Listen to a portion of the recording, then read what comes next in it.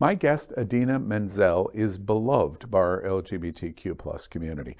This Tony Award winner was the star of Rent during the height of AIDS ravaging our LGBTQ+ community. She was voted the greatest movie, television, and Broadway villain in history as Elphaba, the green witch from Wicked. Her song, Defying Gravity, became an anthem for drag queens everywhere.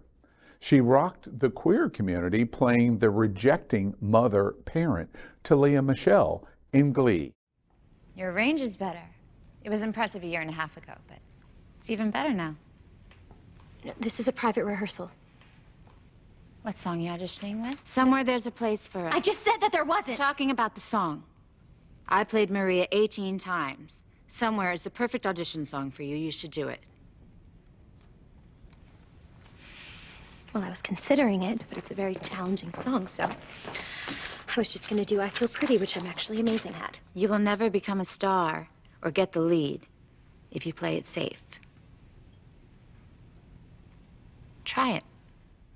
And became the beloved Disney princess of the biggest animated film of all time as Elsa in Frozen. The winds are restless. Could that be why I'm hearing this call? Is something coming?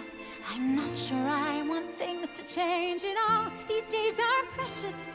Can't let them slip away.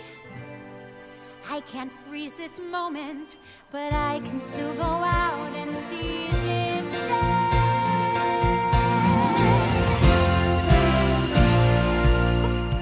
Her song, Let It Go, became another anthem for drag queens. Conceal, don't feel, don't let them know. Well, now they know. Let it go, let it go.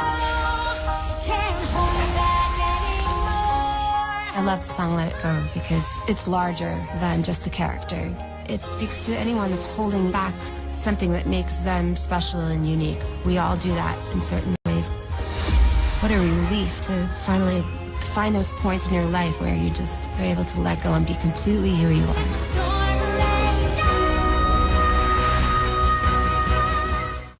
During June Pride Month, Menzel announces a new dance music album called Drama Queen, and it is dedicated to the LGBTQ+ community, thanking queer people across America for leading the support of her career.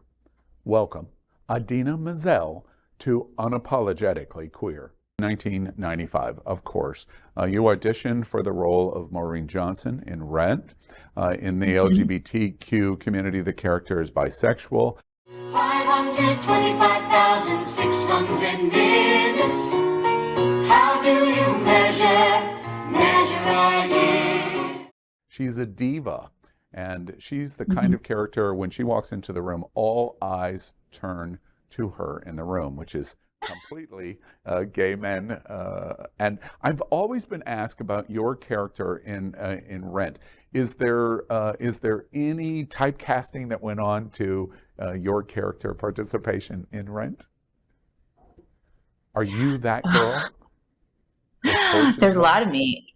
Yes, I think Jonathan definitely, once he got to know me, started incorporating my personality, for better or for worse. She's very self-absorbed, Maureen. But and as far, are you asking me about my sexual orientation? No. Just the idea that that character, all eyes turn to the Maureen character, and I'm just curious: well, is that been your experience or your life? It depends what rooms I'm in, you know. Definitely in New York City, I feel people recognize me more than if I go into a gay bar somewhere. Yeah, sure, I'm like Madonna. But out in LA, you know, us theater people are less, you know, anointed, if you will. But I don't know. I mean, I guess if on a day where I'm feeling good about myself, I bet you I put out some good energy, and sort of, you have that magnetic thing, just like anybody. And then on the days when we're not feeling so great about ourselves, probably sort of, fade into the shadows a little bit. When you came to Rent, of course, we were at the height of AIDS. The worst of it, actually, for me, and I think most gay men would say, would be in the mid-1990s. In December, I interviewed Dr. Anthony Fauci. As he was getting ready to leave, he did the only television interview with us at Queer News Tonight. And he talked about his relationship with the ACT UP founder and his love of Larry Kramer. And he told this story that Larry Kramer told him in the 90s, oh, you've got to go and see this new Broadway musical called Rent. And he ended up going to see it. And he told me in the interview in December that he thought Rent was so incredibly important because it helped preach acceptance for the LGBTQ community. And I thought about the conversation with Dr. Fauci and now with you, nearly 30 years later from Rent. Your character role of Maureen and Rent in the AIDS crisis in the 1990s, what did it mean to you to do that and all of the intersections of what we've watched with AIDS, especially in the LGBTQ community? Oh my gosh, that's such a big question. I think I had some awareness back then, but probably had much more as I've been away from it, had a more objective point of view, because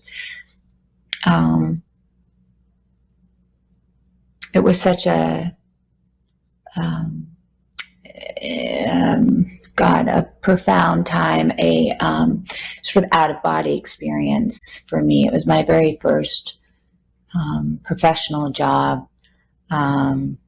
developing this new musical with Jonathan Larson, and having Jonathan Larson leave us and pass away, and sort of what kind of precedent that set for all of us in the cast, and sort of in our process, and what it meant to be on stage every night, and more than any other show. Every single day I walk down the street, I hear people say, baby, so sweet.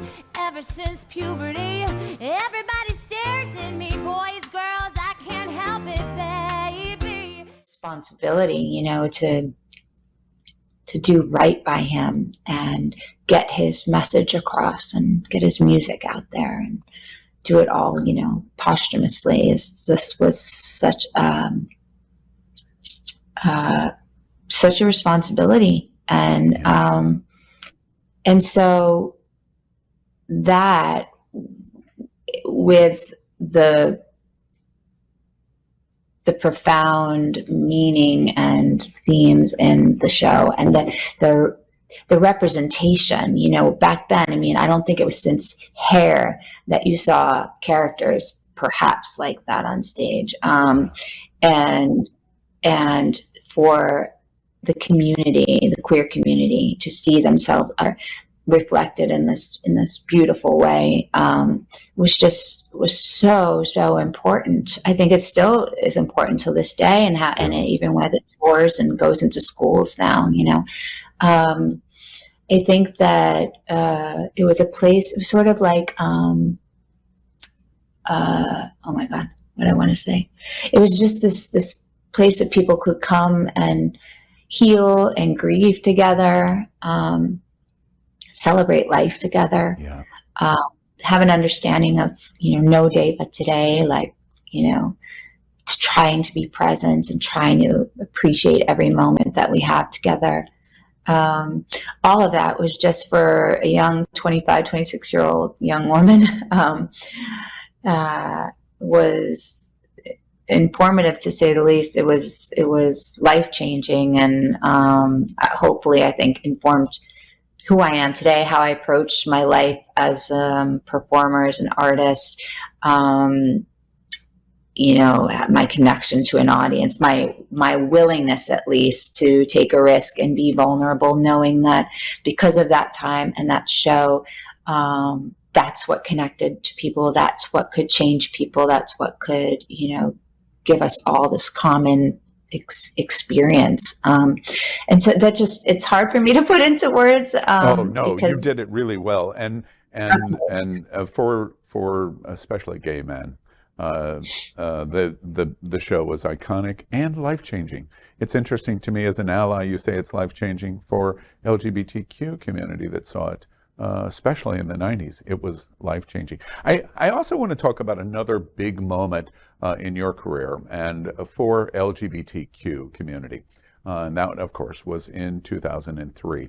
As everyone knows, for the gay community, The Wizard of Oz is iconic. Judy Garland's Over the Rainbow is an anthem. The rainbow is actually, as everyone knows, the symbol of our community worldwide, and it is because of Judy Garland, the song, and the movie. So therefore, nobody better touch Oz until Wicked. And it's interesting to me, and one of the reasons why you are so beloved in the gay community, you play the Wicked Witch of the West, Elphaba. Tell me about that experience when you get this role and you play it and opposite Kristen Chenoweth. What was the experience like? I know it's a number of years have gone by, but the beginning, early days of playing that character, what was that like?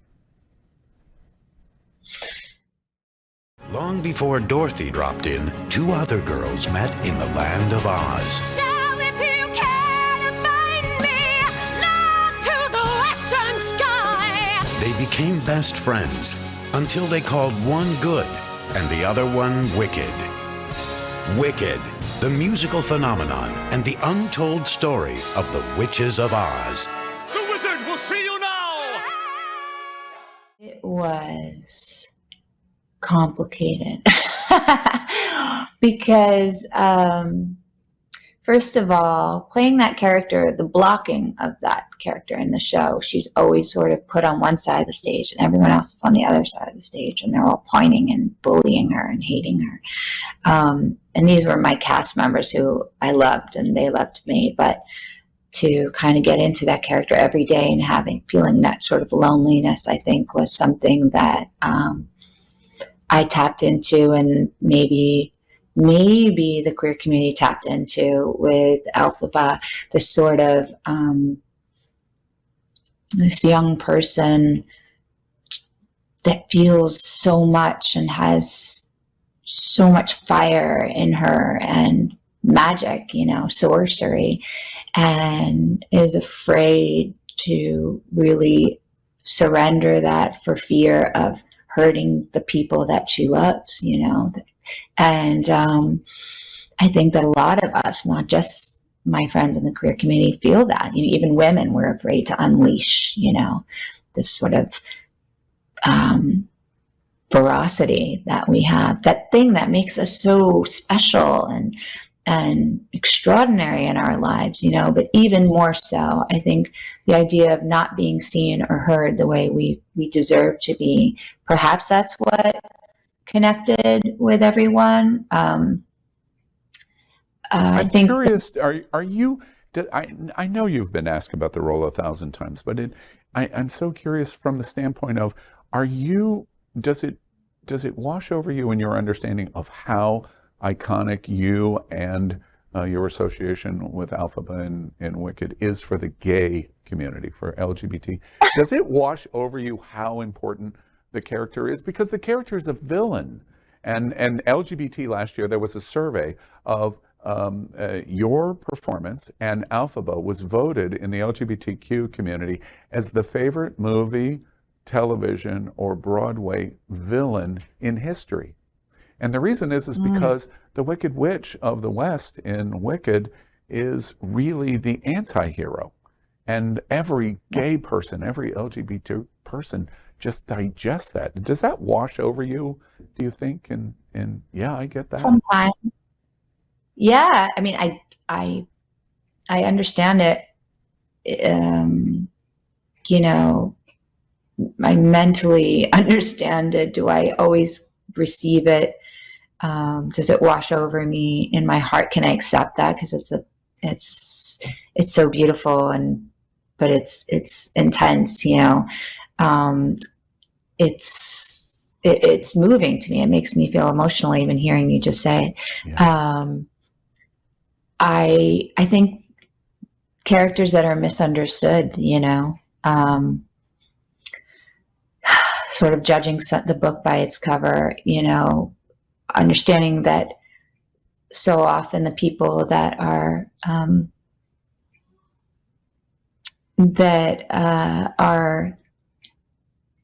vilified, that they're wounded inside, and that it comes from that pain and that trauma in their lives, and so it gives us, for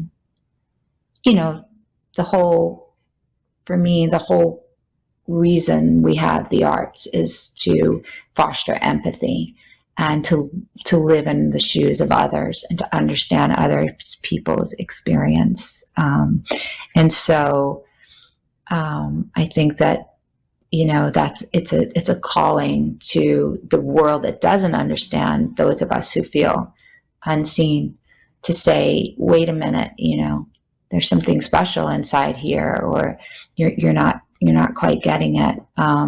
Perhaps you're projecting your own fear of being seen and heard as well. Yeah.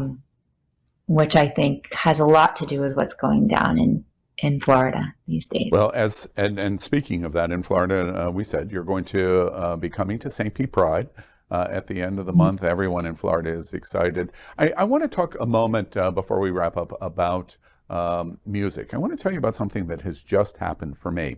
I have just come back from Walt Disney World's Gay Days, and as the LGBTQ community, I was hoping to be there, by the way. I was hoping we would have loved you to be there. It's the largest LGBT festival in the world, more than 100,000. 4 major events: Gay Days, OMW, Girls in Wonderland, and the Disney Bears Jamboree. We're presenting sponsors, so I went to so many events and parties. And an interesting thing happened. I knew about getting to talk to you, but I didn't know what was going to happen. This interesting thing was, I was at the opening night Gay Days party, the first night, and I heard this song that I had not heard before, and it immediately got my attention because of the words. I was listening carefully, and here are some of the lyrics. I just want to put it in front of everyone. It's my moment, spotlight on me, shine like a disco ball. Baby, I want it all. So tonight, it's my turn. Yeah, I'm taking center stage, because tonight I come first. If you're standing in my way, you better move for me. End quote of the lyrics. I asked this world famous DJ that was playing this song that I had never heard of, and he smiled and said, Idina Menzel has a dance song called Move. Over the next of the 4 events, I heard the song a half a dozen times. The gay community is already pouring in on Move. Now, you have this album coming in August, but the inspiration of Move and the words that you said of the dedication in June Pride Month and to the community, and a disco dance song, what was the motivation of that? Why did you decide to honor LGBT and our community in the way you did in this just fantastic song? We're going to play a bit of it in a bit. Okay.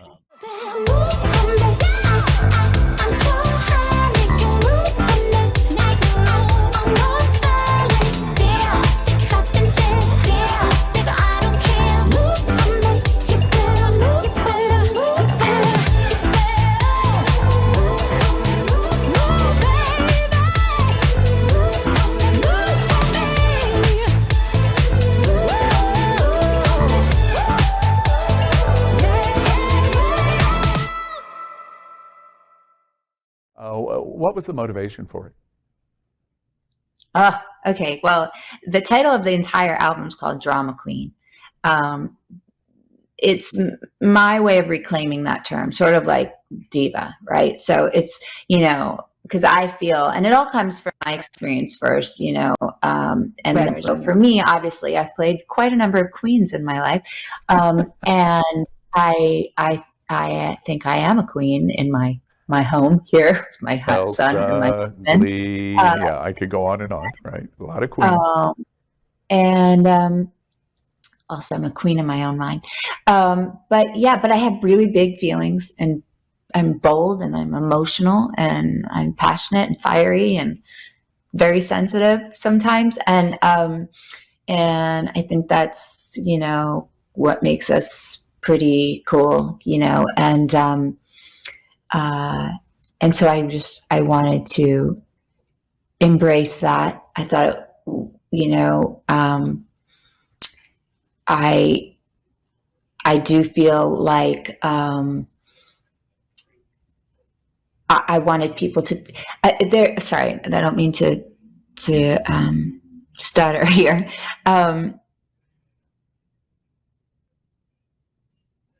I do feel like it's an opportunity for me to express my gratitude to this community for, you know, like we've talked a lot about my roles and sort of seeing them through the lens of the LGBTQ plus community. The truth is, I couldn't have done those roles. I couldn't have had my career really without this community's support and acceptance of my creativity and my choices. And honestly, I've been inspired by the courage that it takes to live your life authentically. And I see that in my closest friends and anyone else that I don't know personally, but that are out there doing the same thing. And so that's the precedent I try to set for myself. And that's where everything comes from. And so to be down there in Florida, I'd like to be an ally if everyone would have me. I'd like to be fighting the fight. I think that everyone in the queer community is exhausted for their whole lives trying to be who they want to be and accepted for that I think it's time that we could do the work for all of you. And so that's sort of, I love that the album is coinciding with Pride at this time for all of those reasons and the culmination of all of those reasons. Well, we're going to put Move, Idina Menzel's new dance song, which is amazing, dedicated to the LGBTQ community. Her new and upcoming dance project, Drama Queen, is going to be out August 18th. And on Queer News Tonight, we're going to be talking a lot about it up to its debut. And make sure you pay attention to this new music. You're going to hear Idina Menzel, the Broadway belter, in a completely different way. Which is just absolutely center lane for the LGBTQ community. I'm looking forward to coming over to St. Petersburg. I'm in Fort Lauderdale right now, but I'm coming, and we're all so excited that you're coming to Florida, and perhaps we'll have an opportunity to talk. I would love to meet you. Yeah. Yes, and Hannah, who's on, can make sure that we meet backstage. You know, that'd be really lovely. I love this interview so much. Thank you. Thank you, Idina Menzel. Thank you for joining us at Unapologetically Queer.